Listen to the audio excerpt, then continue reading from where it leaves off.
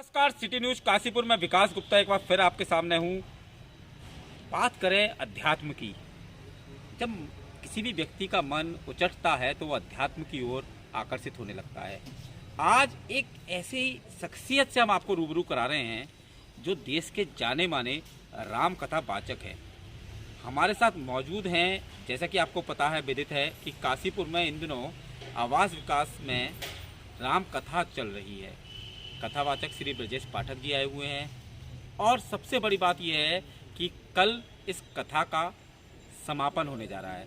हमने सोचा कि इस दौरान माननीय गुरुजी से कुछ जाने, क्योंकि हो सकता है आपका समय की कमी रहती हो जिसकी वजह से आप कथा सुनने नहीं आ सकते हो, लेकिन मैं आपसे अनुरोध करूंगा कि कल कथा का समापन है तो आप अवश्य आए। गुरुजी, आपके श्री चरणों में मेरा नमन। बात करें तो कथा, राम कथा, कहीं ना कहीं आज के जीवन में राम कथा जब सुनता है आदमी तो कहीं ना कहीं अध्यात्म की ओर उसका मन लगता है। इसे किस रूप में देखते हैं? राम कथा सदियों से निरंतर मानव मन को प्रभावित करती रही है और केवल मनोरंजन के रूप में नहीं बल्कि ये हमारे जीवन और आचरण को सुधार करने में महत्वपूर्ण भूमिका का निर्वहन करती है। हमारे जीवन में प्रभु राम एक आदर्श है, एक प्रेरणा है जो हमें राष्ट्रीय रूप से, आध्यात्मिक रूप से, सामाजिक रूप से जहाँ एक श्रेष्ठ नागरिक तो बनाते ही हैं, वहीं पारिवारिक रूप से परस्पर सद्व्यवहार करने की प्रेरणा प्रदान करते हैं। आज के वैचारिक प्रदर्शन के युग में जब चारों तरफ एक अशांति और इस प्रकार का वातावरण बना हुआ है, प्रभु राम का पावन चरित्र हमें पारिवारिक रूप से, सामाजिक रूप से एक सुंदर और एक स्वस्थ समाज की संरचना की प्रेरणा प्रदान करता है। आज के जीवन में जब आदमी पे समय नहीं है, ऐसे समय में जब राम कथा वो सुनता है तो उसे कहीं ना कहीं लगता है कि उसके मन में कहीं ना कहीं शांति मिली। तो क्या कुछ प्रसंग मेरे चैनल के दर्शकों को सुना सकते हैं? भगवान राम का मंगलमय चरित्र तो पूरा का पूरा ही, उसमें ऐसा कोई प्रसंग ऐसा नहीं है जो हमें कोई प्रेरणा और आदर्श न प्रदान करता हो, लेकिन फिर भी प्रभु राम का जो सारा चरित्र है वो संगठन की प्रेरणा देता है। भगवान ने अपने जीवन में जहाँ आदिवासियों, कोल किरातों का संगठन किया, वहीं आप जानते वानर जातियों को हम जिसे और निंदा से देखते हैं उसे राक्षस कह सकते हैं। अगर प्रभु राम की आप वन यात्रा देखें तो वो निरंतर संगठन की यात्रा है। वो वानरों को जोड़ते हैं, जिसे हम निंदा करते हैं पशु कहते हैं तो वानरों को जोड़ दिया हम, और जिसकी ज़्यादा निंदा करते हैं उसे राक्षस कह देते हैं तो विभीषण आदि को जोड़ दिया। कहने का तात्पर्य समाज में जिन्हें निम्न समझा गया, वंचित समझा गया, उपेक्षित, अनादर के योग्य समझा गया, प्रभु राम ने उनको भी संगठित किया और संगठित करके विश्व के अंदर एक ऐसी संस्कृति को और आगे किया जिसे हम हिंदू संस्कृति या मानव संस्कृति या सनातन संस्कृति कह सकते हैं। और इस संस्कृति के माध्यम से समाज में शांति की स्थापना की। ये प्रभु राम के चरित्र, उनके आदर्शों और उनके व्यवहार और उनके सब कुछ इतना प्रेरणामय है, जितना भी इसका चिंतन किया जाए मानव का मन निर्मल और पवित्र होता जाता है। आप पिछले 30-32 वर्षों से कथावाचक हैं, कहीं ना कहीं राम से जुड़ाव भी हो गया है आपका।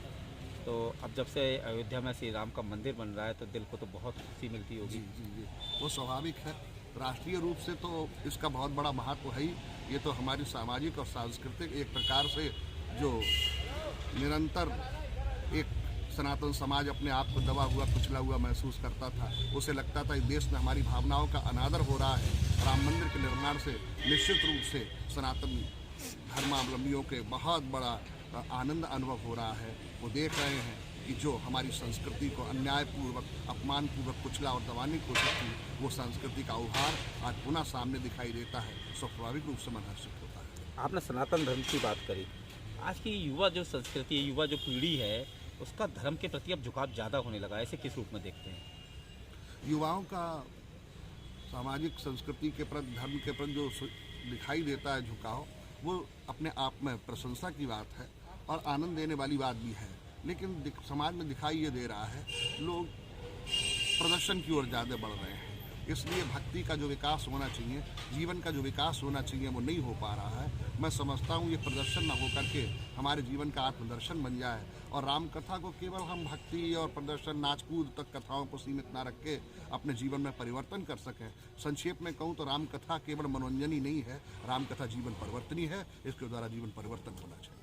आप देवभूमि में हैं, देवभूमि देवताओं का वास मानी जाती है, ऐसे में किस तरह का यहाँ के महसूस करते हैं? निश्चित रूप से ये तो हमारे धर्मशास्त्रों में देवभूमि कही जाती है। और यहाँ आकर के स्वाभाविक रूप से हमारा मन स्वस्थ शांत स्थिर होता है और भगवान में तल्लीन होता है। अभी आपने देखा हमारे आदरणीय प्रधानमंत्री नरेंद्र मोदी ने जो था वहाँ भगवान के धाम में पहुँच कर किस प्रकार अपनी आस्था की और प्यार की अभिव्यक्ति की। उन्होंने कहा इस धाम का मैं ऋणी हूँ, कई वर्ष तक मैंने यहाँ गुजारे। जिन जिन लोगों को भगवान की प्राप्ति करनी हुई है आप सभी लोग जानते हैं, उन्होंने हिमालय की ओर प्रस्थान किया है। ये ढकी छिपी बात थोड़ी है, वास्तव में ये भूमि पावन भूमि है और मानव मन को शांति प्रदान करने वाली और आध्यात्मिकता से जोड़ने वाली। एक अजीब सा क्वेश्चन है लेकिन मेरे मन में है, हो सकता है आपको भी लगे। आज के धारावाहिक जो सीरियल जो धर्मों पर बन रहे हैं उनमें बहुत तोड़ जोड़ के धर्म की संस्कृति को दिखाया जाता है, तो उसको लेकर वास्तव में ये लोग जो धार्मिक सीरियल बनाते हैं इन्हें धर्म का कोई अता पता नहीं है। और मैं तो ये यहाँ तक कह सकता हूँ ये धार्मिक जो पात्रों को चित्रण करते हैं उससे उन पात्रों की महिमा को नहीं बढ़ाते बल्कि महिमा को गिराते हैं। इन्हें भगवान के चरित्र के बारे में कुछ भी नहीं मालूम।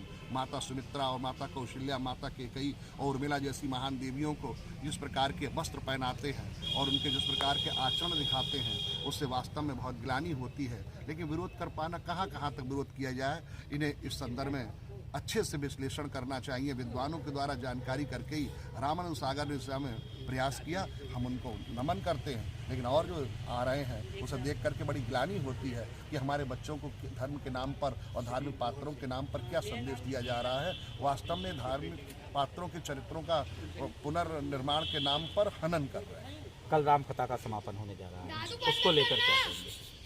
रामकथा तो कभी समापन होता नहीं, रामकथा का विश्राम होता है। सदियों से रामकथा इस देश के अंदर चलती आ रही है, गंगा की धारा की तरह प्रवाहित होती आ रही है और मानव के मन को पवित्र करती आ रही है। आज मैंने कथावाचन किया, कल दूसरे कथावाचन आएंगे और देवभूमि तो धर्म और ईश्वर आस्था की भूमि है। यहाँ पर रामकथा निरंतर प्रवाहित होती रहेगी। और इस संदर्भ में जिन लोगों ने मुझे बुलाया, हमारे आदरणीय कृष्ण कुमार जी एडवोकेट जिनके माध्यम से मेरा यहाँ पर आना हुआ और रामकथा की गंगा प्रवाहित हुई, मैं उनके प्रति भी अपना धन्यवाद आशीर्वाद प्रेरित करता हूँ। यहाँ की जनता के प्रति, देवभूमि की जनता के प्रति भी अपने आदर की अभिव्यक्ति करता हूँ। तो ये थे हमारे साथ कथावाचक जो रामकथा के लिए पूरी दुनिया में जाने जाते हैं, श्री व्यास जी। बहुत अच्छा लगा आपसे मिलकर, सॉरी ब्रजेश पाठक जी। तो आप भी से भी अनुरोध करूँगा कल आप आए और श्री राम कथा का लाभ उठाएं। मैं विकास गुप्ता, सिटी न्यूज़ काशीपुर।